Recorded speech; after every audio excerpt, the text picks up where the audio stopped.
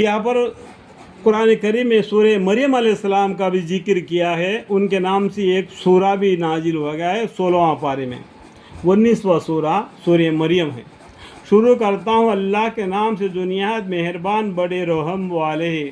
काफ हा या आइन स्वाद, ये अलग अलग आयतें अलग अलग से मिला के लिखे हुए, इनका मानी तो ओम को नहीं दिया गया। अगर पैगम्बर सल्लल्लाहु अलैहि वसल्लम को इसका इल्म दिया गया तो और बात है, लेकिन अल्लाह ही बेहतर जानते हैं इन आयतों का मतलब मानी क्या है। ठीक है, ये तज़क्रा है आपके परवरदिगार के मेहरबानी फरमाने का अपने बंदे ज़करिया अलैहिस्सलाम पर।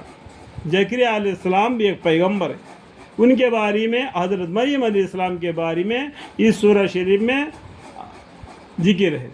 जबकि उन्होंने अपने परवरदिगार को पोशीदा तौर पर पुकारा, जिनमें अर्ज किया है आए मेरे परवरदिगार, मेरे हड्डियाँ बोझ पैरवी के कमज़ोर हो गए। उम्र बढ़ने के वजह से क्या होता है, आदमी में कमज़ोरी पैदा हो जाता है, यहाँ तक मालूम है। और सर में बालों की सफ़ेदी फैल गई, सिर के बाल भी उजले हो गए। और उसके कबल कभी भी मैं आपसे मांगने में आए मेरे रब नाकाम नहीं रहा। मैं जो भी दुआ मांगा या अल्लाह आपने मुझे अता फरमाया।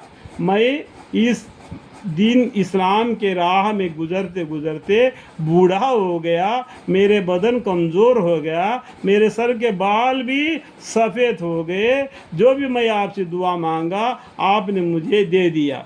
आगे क्या बोलते हैं, और मैंने अपने बाद अपने रिश्तेदारों के तरफ से अंदेशा रखता हूँ कि मेरी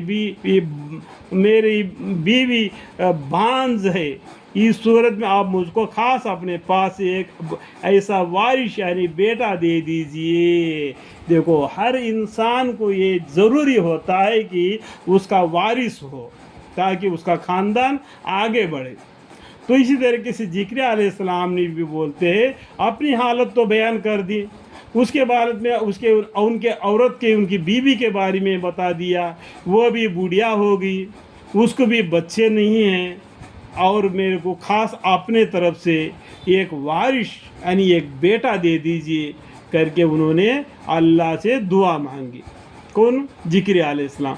समझ में आ गया बात कि वह मेरे औलवा ख़ास में मेरा वारिश बने और मेरे जिद्द यानी ये याकूब अलैहिस्सलाम का रिश्ता है, जो क्या यानी इब्राहिम अलैहिस्सलाम को दो बीवियाँ है, एक बीवी का नाम सारा, एक बीवी का हाजरा है। तो वहाँ पर दो फाटे बन गए। तो एक मोहम्मद मुस्तफ़ा सल्लल्लाहु अलैहि वसल्लम की उम्मत की तरफ आता है, एक यानी ईसा अलैहिस्सलाम की तरफ आ जाता है। समझने की बात है, ठीक है। और मेरे जिद्द याकूब अलैहिस्सलाम के ख़ानदान का वारिश बने, और इसको आए मेरे रब अपने पसंदीदा बना दी। क्या बोले? अल्लाह के पसंदीदा बना ले वो बच्चे को जो उनको होने वाला है वारिस, अल्लाह के पसंदीदा बंदा बना लिए।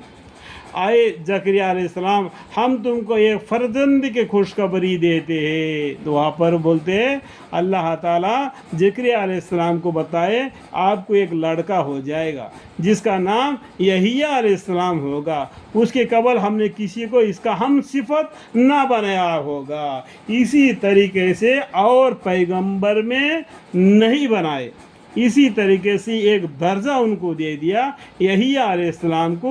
वो बिल्कुल अल्लाह को याद करने वाले, अल्लाह को किताबों को मजबूत पकड़ने वाले, अल्लाह का इल्म उनको बहुत